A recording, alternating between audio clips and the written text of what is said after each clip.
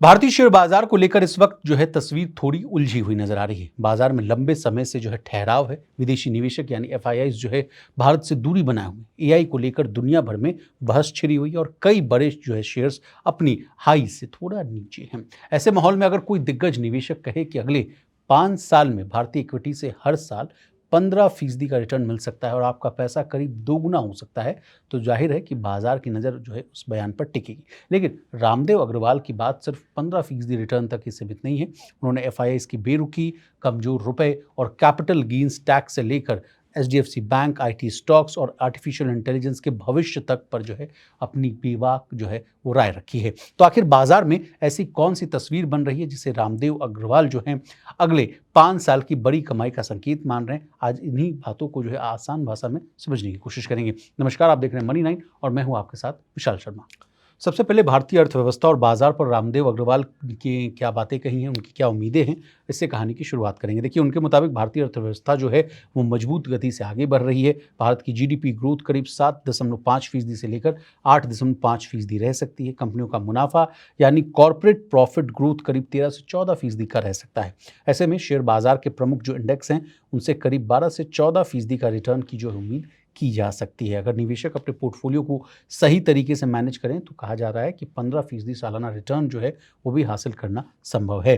चलिए, अभी बाजार में अभी हो क्या रहा है ये भी समझ लेते हैं। देखिए, पिछले करीब 2 साल से बाजार में ज़्यादा तेजी नहीं आई है। रामदेव अग्रवाल के मुताबिक संभव है कि 1 साल और बाजार जो है कुछ समय के लिए ठहरा रहे, लेकिन इसके बाद कमाई यानी अर्निंग्स जो है वो बढ़ने के साथ बाजार में तेजी की गुंजाइश है।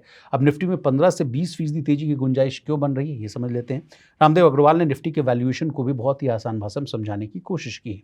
अभी निफ्टी करीब 20 गुना यानी पी पर जो है पी मल्टीपल पर जो है कारोबार कर रहा है। अगर कंपनियों की अर्निंग्स करीब 15% बढ़ती है तो मौजूदा वैल्यूएशन ज़्यादा महंगा नहीं रहेगा। पी करीब 17 गुना तक आ सकता है, ये भी बातें वो कह रहे हैं। ऐसे में उनके मुताबिक बाजार में कहा जा रहा है कि 15 से 20% की तेजी की संभावना बन सकती है। अगर कंपनियों की कमाई तेजी से बढ़ती है, आसान भाषा में आपको समझा रहा हूँ, तो शेयरों की मौजूदा कीमतें उतनी महंगी नहीं लगेंगी और बाजार को ऊपर जाने का रास्ता भी जो है वो मिल सकता है। अब आइए एफआईआई वाले मामले को समझ लेते हैं।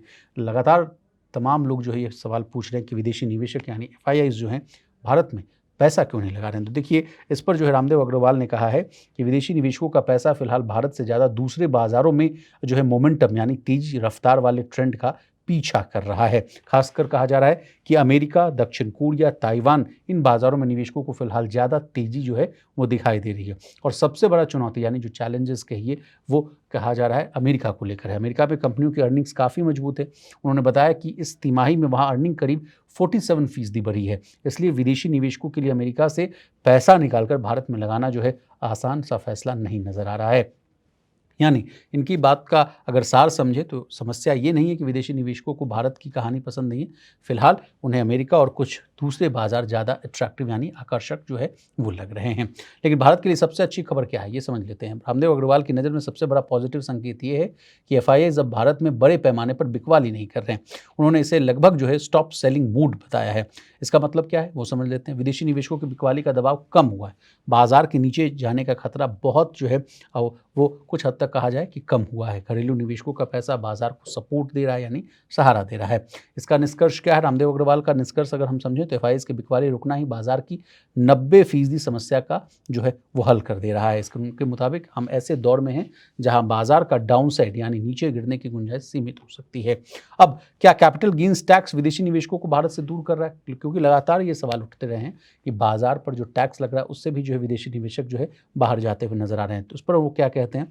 उनका मानना है कि कैपिटल गेन्स टैक्स एक समस्या जरूर है, लेकिन ये विदेशी निवेशकों की सबसे बड़ी समस्या नहीं है। उनके मुताबिक असली दर्द जो है दूसरी जगह पर है। उनका कहना है कि मान लीजिए कोई विदेशी निवेशक भारत में डॉलर लेकर आता है और शेयर बाजार में निवेश करता है। शेयर से उसे रुपए में मुनाफा हुआ, लेकिन इसी दौरान रुपया जो है डॉलर के मुकाबले कमजोर हो गया। निवेशक को कैपिटल गेन्स टैक्स रुपए में देना पड़ता है। ऐसे में डॉलर के हिसाब से उसका वास्तविक मुनाफा जो है, एक्चुअल प्रॉफिट जो है, कम हो सकता है या खत्म हो सकता है। तो ये चीज़ें जो है कह रहे हैं वो विदेशी निवेशकों को ज़्यादा परेशान कर रही है। अब भारत को एफआईआई के लिए ज़्यादा फ्रेंडली इन्वायरमेंट बनाना चाहिए। इस पर वो क्या कह रहे हैं? तो कह रहे हैं रामदेव अग्रवाल साहब, उनका कहना है कि कई इमर्जिंग मार्केट्स में कैपिटल गेन्स टैक्स नहीं होता। इसलिए अगर भारत चाहता है कि विदेशी निवेशक लंबे समय तक यहाँ पैसा लगाएं तो टैक्स व्यवस्था ज़्यादा इन्वेस्टर्स जो है फ्रेंडली होने चाहिए, निवेशक के अनुकूल होना चाहिए, विदेशी निवेशकों को स्थिर और भरोसेमंद माहौल मिले। इसके अलावा वो कह रहे हैं कि भारत को एफआईआई के साथ लॉन्ग टर्म रिलेशनशिप पर ध्यान देना चाहिए। इसके अलावा आगे बढ़ते हैं, पब्लिक मार्केट में सबसे ज़्यादा ज़रूरी क्या है? तो उन्होंने कहा है कि सबसे ज़्यादा ज़रूरी चीज़ है अर्निंग्स। रामदेव अग्रवाल के मुताबिक शेयर बाजार का सबसे बड़ा सवाल यही कि कंपनी कितना जो है कमा रही है। कंपनी चाहे 50% बढ़ रही हो, 100% बढ़ रही हो, लेकिन अगर लगातार घाटा हो रहा है तो पब्लिक मार्केट इन्वेस्टर्स के लिए वैल्यूएशन को जो है जस्टिफाई करना वो थोड़ा मुश्किल हो जाता है। म्यूचुअल फंड्स की भी मजबूरी को उन्होंने एड्रेस किया है। म्यूचुअल फंड्स को अपने निवेश की जो कीमत है यानी रोजाना यानी मार्क टू मार्क जो है करनी पड़ती है, इसलिए वे ऐसी कंपनियों में बहुत ऊंची कीमत पर निवेश करने से बच सकते हैं जहां आज उन्होंने निवेश किया, कल शेयर गिरा और पोर्टफोलियो में जो है तुरंत नुकसान देने लग गया। तो ये मामले भी उन्होंने बहुत ही आसान भाषा में समझाने की कोशिश की है।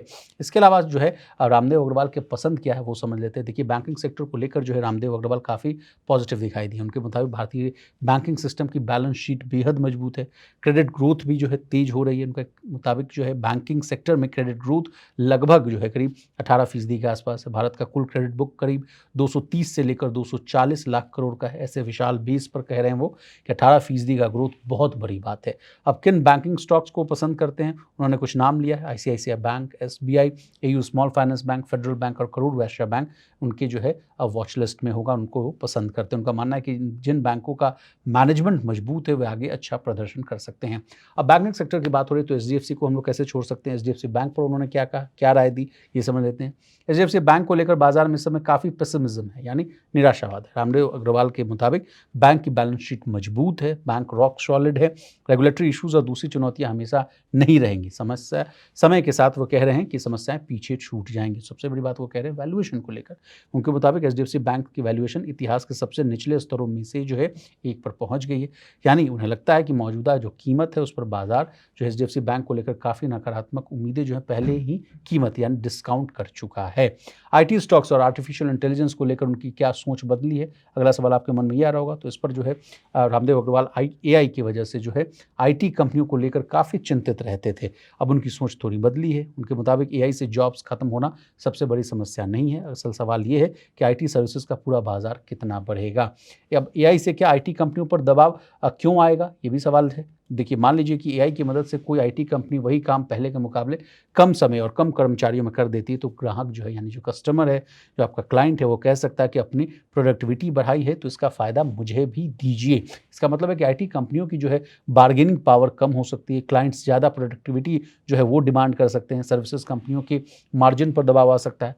तो रामदेव अग्रवाल जो है इसे हेडविंड मानते हैं, लेकिन अब उन्हें नहीं लगता कि एआई का असर जो है उतना विनाशकारी होगा जितना करीब 1 साल पहले माना जा रहा था। अब आईटी स्टॉक्स की वैल्यूएशन पर क्या कहा है उन्होंने, वो समझ लेते हैं। उनके मुताबिक आईटी कंपनी की वैल्यूएशन में बाजार लगभग ये मानकर चल रहा है कि ग्रोथ लगभग जीरो है, यानी बाजार ने काफ़ी खराब सिनेरियो पहले ही जो है डिस्काउंट कर दिया है। उन्हें आईटी कंपनियों में करीब 5 से 6% फ्री कैश फ्लो यील्ड दिखाई दे रही है, ये बॉन्ड यील्ड के आसपास का बताया जा रहा है। तो अगला सवाल ये है कि क्या आईटी स्टॉक्स का बॉटम आ गया है। तो रामदेव अग्रवाल का मानना है कि शायद बॉटम बन चुका है, लेकिन अभी ग्रोथ फेज शुरू नहीं हुआ है। एंटरप्राइज एआई को लेकर ज़्यादा क्लैरिटी आने तक आईटी स्टॉक्स कुछ समय जो है इसी स्तर पर रह सकते हैं। तो अगला सवाल आपके मन में आ रहा होगा कि क्या एआई में बबल बन रहा है। तो एआई को लेकर उन्होंने बेहद दिलचस्प बात कही है। उनके मुताबिक बाजार पहले ही बड़े बबल्स देख चुका है। या उनका कहना है कि 2000 का .com बबल, 2008 की जो है फाइनेंशियल क्राइसिस, इसलिए अब बाजार एआई को लेकर ज़्यादा सतर्क है। तो क्या बाजार खुद को करेक्ट कर रहा है, तो ये भी समझ लेते हैं। देखिए, किसी एआई रिलेटेड मार्केट में अगर बहुत ज़्यादा तेज़ी आती है तो निवेशक मुनाफा काटते हैं, कीमतें गिरती हैं, फिर वैल्यूएशन सामान्य होती है। और उन्होंने साउथ कोरिया के बाजार में दिख रही तेज उछाल जो है या उथल पुथल समझिए उसको उदाहरण माना है। तो ये रही रामदेव अग्रवाल साहब की पूरी जो है भविष्यवाणी। हमने आपको जो है तमाम फैक्टर्स जो है उन्होंने जो बताया उसको आसान भाषा में डिकोड करने की कोशिश की। आपको हमारी डिटेल रिपोर्ट कैसी लगी कमेंट कर जरूर बताइएगा। इसी तरह देश, दुनिया और बिजनेस जगत से जुड़ी तमाम ताज़ा तरीन खबरों के लिए बने रहिए हमारे साथ, देखते रहिए मनी नहीं।